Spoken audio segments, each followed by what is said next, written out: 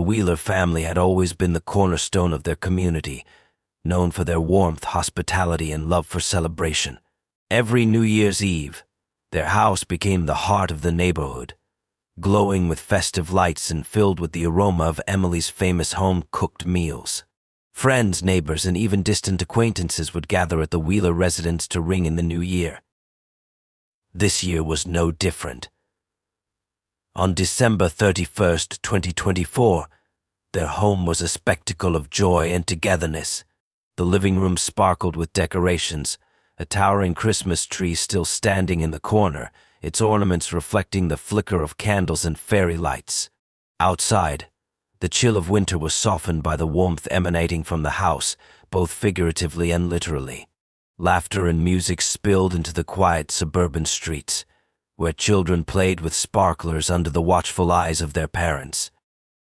Mark Wheeler, a successful architect, had a reputation for throwing lavish parties. His wife, Emily, managed every detail with precision, ensuring that every guest felt welcomed and cared for. Their two teenage children, Ellie and Ryan, were the picture of charm, entertaining their friends and helping their parents where needed. Even Robert Wheeler, Mark's elderly father, found his place in the celebration, sharing stories of his youth with anyone who would listen. The scene was one of harmony and happiness, a family united, surrounded by people who cherished them. As the countdown to midnight approached, the excitement reached its peak. Guests gathered in the backyard, bundled in coats and scarves, their breath visible in the crisp air. Mark lit the fireworks, and as the clock struck 12, the sky exploded in a symphony of color and sound. Cheers erupted, champagne corks popped, and everyone embraced, sharing well wishes for the year ahead. It was a perfect moment, one that would linger in the minds of those present for years to come. As the night wore on, the crowd began to thin.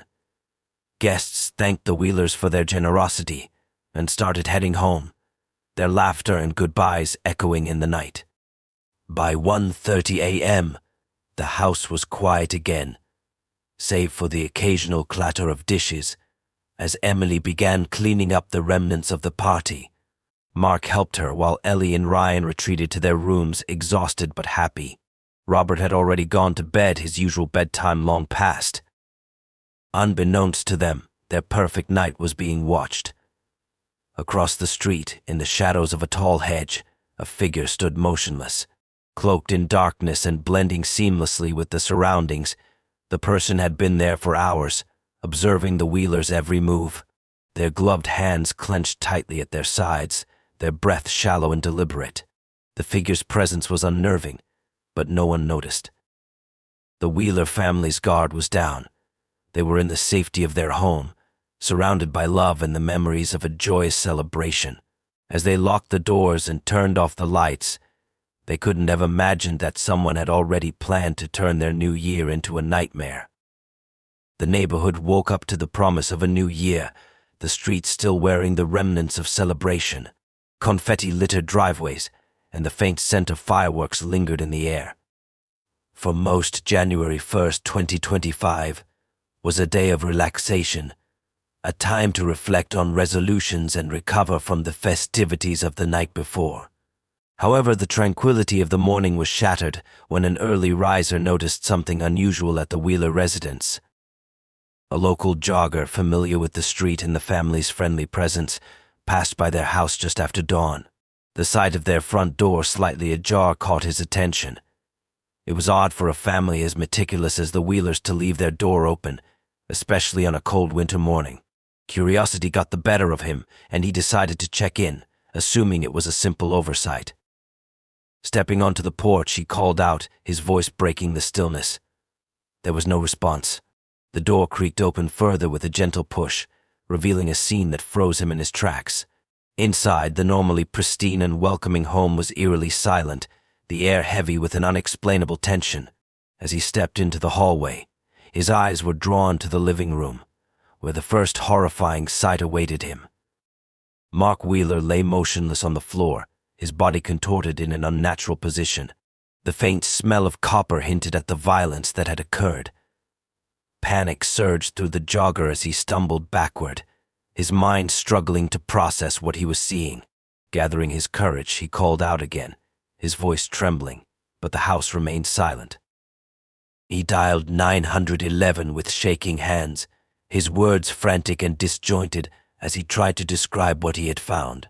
Within minutes, the sound of sirens pierced the morning calm, and the quiet street was transformed into a scene of chaos. Police cars lined the curb, their flashing lights reflecting off the Wheeler home, while neighbors emerged from their houses, drawn by the commotion. The officers who entered the house were met with a scene of unimaginable horror. Moving through the home, they discovered the lifeless bodies of the entire Wheeler family, each found in separate rooms. Emily was in the kitchen, slumped near the counter where she had likely been tidying up after the party. Ellie and Ryan were found in their respective bedrooms, their peaceful expressions belying the brutality of what had occurred. Robert, the elderly patriarch, was discovered in his armchair as though he had been caught unawares. Detective Miller arrived shortly after, taking charge of the scene with his usual calm demeanor. Beside him was Detective Harlow, her sharp eyes scanning every detail of the house. Initial observations suggested a deliberate and calculated attack. There were no obvious signs of a struggle, no broken windows or forced doors, only the eerie stillness of a family home turned into a crime scene. The jogger's discovery marked the beginning of what would become one of the most chilling cases the community had ever seen. The Wheelers, beloved by all, were gone, and their once vibrant home was now a place of silence and dread. The questions hung heavy in the air. Who could have done this? And why? As the detectives began their work, the answers seemed as elusive as the figure who had been watching them that night, hidden in the shadows, waiting for the perfect moment to strike. The investigation into the Wheeler family's murder began with urgency and precision. Detectives Miller and Harlow meticulously examined every inch of the house, searching for clues that could piece together the horrifying events of the night before. It was clear from the start that this was no random act of violence. The lack of forced entry suggested that the killer either had a key or was let in willingly, a detail that immediately narrowed the scope of suspects. The living room bore the brunt of the carnage. Mark Wheeler's body lay near the coffee table, his injuries indicating a mix of blunt force trauma and stab wounds. Nearby, shards of broken glass from a decorative vase were scattered across the carpet. The kitchen was equally disturbing, where Emily Wheeler was found. A kitchen knife, wiped clean but still faintly marked with her blood, had been left on the counter. Her body showed signs of a struggle, suggesting she had fought back in her final moments. Upstairs, the scene was no less chilling. Ellie and Ryan had both been attacked in their bedrooms. The forensic team noted the absence of any defensive wounds, a sign that they had likely been asleep when the killer struck. The calm expressions on their faces were haunting, as if they had never seen their attacker coming. In the den, Robert's body was found in his armchair, his glasses still perched on his nose. The quiet violence of his death, strangled with a cord, stood in stark contrast to the chaos elsewhere in the house. Forensics uncovered small but significant details. A single black glove was found near the back door, discarded as though in haste. Its size and brand were common, making it a frustratingly generic clue. A faint footprint was discovered near the kitchen window, suggesting the killer may have scouted the house before the attack. Yet there were no fingerprints, no DNA, no physical evidence that directly identified the assailant. Detectives turned to the neighborhood for answers. Interviews with neighbors painted a picture of a family loved by all, with no known enemies or ongoing disputes. Yet, cracks in the perfect facade of the Wheelers' lives began to emerge. Mark had recently been embroiled in a legal battle with a former business partner over a failed construction deal. The dispute had grown heated, with threats allegedly exchanged, though no formal charges had been filed. Emily's life held its own shadows. A former friend had recently posted cryptic messages on social media, hinting at a betrayal that many speculated involved Emily. While these leads were tenuous, they added layers of complexity to the case. Surveillance footage from nearby homes offered the most compelling clue yet. At precisely 2 a.m. on New Year's Day, A masked figure was captured entering the Wheelers' backyard through a side gate. The grainy video showed them moving with purpose, slipping into the shadows near the house. The lack of any footage of the individual leaving raised unsettling questions. As the days passed, the pressure on the investigative team mounted. The once quiet neighborhood was gripped by fear, its residents locking their doors and looking over their shoulders. The Wheeler family's seemingly perfect life had been shattered, and behind the tragedy lay a darkness that no one had seen coming. Each clue only deepened the mystery, leaving Miller and Harlow to wonder whether the answers they sought would ever truly reveal the truth or whether the real monster remained hidden, waiting to strike again. Just as the investigation seemed to hit a standstill, a breakthrough came from an unexpected source. A neighbor, whose house was adjacent to the Wheelers, came forward with a peculiar observation. On the night of the party, she had noticed Robert Wheeler, the family's elderly patriarch, standing on the front porch, speaking with a man she didn't recognize. The interaction had seemed tense, with Robert gesturing emphatically while the other man remained still, his face partially obscured by the shadows. At the time, she'd thought little of it, dismissing it as a private matter. But in light of the tragedy, she realized the importance of what she'd seen. Detectives Miller and Harlow immediately pursued this lead. A deeper dive into Robert's past revealed a long-standing legal feud with an estranged relative named Samuel Carter. Samuel, Robert's nephew, had been involved in a bitter dispute over the family estate for years. Documents uncovered by the investigative team painted a picture of a conflict rooted in resentment and greed. Samuel believed Robert had manipulated their late father into altering his will, leaving Samuel with nothing. Although the courts had ruled in Robert's favor years earlier, Samuel had never let go of his anger. When detectives brought Samuel in for questioning, he was evasive but careful not to incriminate himself. He claimed he had not seen or spoken to Robert in years and insisted he had spent New Year's Eve alone in his apartment. However, this alibi quickly unraveled when detectives obtained cell phone records showing that Samuel had been near the Wheelers' home on the night of the murders. Confronted with this evidence, Samuel became visibly agitated, but continued to deny involvement. Moments later, the cell phone became visibly agitated, but continued to deny involvement. A deeper analysis of Samuel's phone revealed a series of calls to a burner number in the days leading up to the killings. Subpoenas for the burner phone's records revealed a chilling exchange of messages detailing plans for removing the problem and ensuring no loose ends. The messages also discussed payment terms, confirming that Samuel had hired someone to carry out the murders. The focus shifted to identifying the hitman. Investigators combed through surveillance footage from nearby stores and gas stations, eventually identifying a man who had purchased a pair of gloves identical to the one found at the scene. This individual, later identified as a known felon named Victor Raines, had a history of violent crimes but had managed to evade serious prison time. When police tracked Victor down, he attempted to flee but was apprehended after a brief chase. During interrogation, Victor initially refused to talk, but the weight of the evidence against him was overwhelming.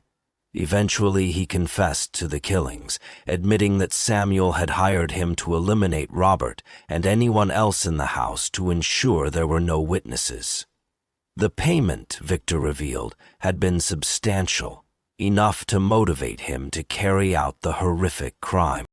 The confession was a turning point in the case.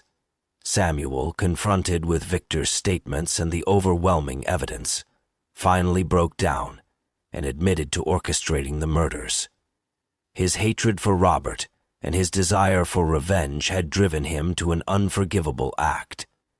Both men were charged with multiple counts of murder, and the case against them was solid. While justice had been served, the revelations left the community reeling. The Wheelers' deaths were not random, but the result of a deeply personal vendetta, fueled by greed and bitterness. The tragedy cast a long shadow over the neighborhood, leaving a sense of loss that would linger for years to come. The trial of Samuel Carter and Victor Raines became a media sensation, drawing widespread attention to the chilling events that led to the Wheeler family's murder. Prosecutors presented an airtight case, weaving together forensic evidence, surveillance footage, phone records, and Victor's confession. The courtroom was packed each day with reporters, legal experts, and members of the public eager to witness the unfolding of justice. Samuel's demeanor throughout the trial was cold and detached, a stark contrast to the anguish displayed by the community and extended Wheeler family members in attendance. His motive, rooted in decades of resentment and a sense of entitlement, was laid bare for all to see.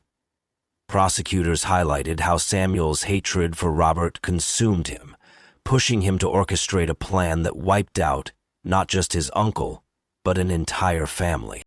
Victor, on the other hand, seemed unrepentant, but nervous. His role as the executioner was undeniable, and his admission of taking money to end lives showed a chilling disregard for humanity. The court heard grisly details of how he had meticulously planned the attack, entering the Wheeler home in the early hours of the morning, armed and ready to carry out his deadly mission. He had no connection to the Wheelers, no personal grudge. They were simply obstacles in a transaction fueled by greed. The jury deliberated for only a few hours before returning a unanimous verdict, guilty on all counts for both men. Samuel was sentenced to life in prison without the possibility of parole, while Victor received the same sentence, ensuring neither man would ever walk free again. While the verdict provided a sense of closure, it could never erase the pain left behind. In the aftermath of the trial, the Wheeler home remained vacant, a grim reminder of the tragedy that had unfolded within its walls. Neighbors spoke of the eerie silence that now engulfed the house, once filled with laughter and warmth. Some residents moved away, unable to bear the weight of the memories tied to the street. Others stayed, vowing to keep the Wheelers' memory alive in the community. A memorial was erected in the local park, honoring the lives of Mark, Emily, Ellie, Ryan, and Robert. The plaque bore their names and a message of hope. In loving memory of a family that brought joy to so many, may their light never fade. The case became a cautionary tale, a stark reminder of how unresolved conflicts and unchecked emotions could lead to devastating consequences. It also sparked conversations about community safety and the importance of vigilance, even in close-knit neighborhoods.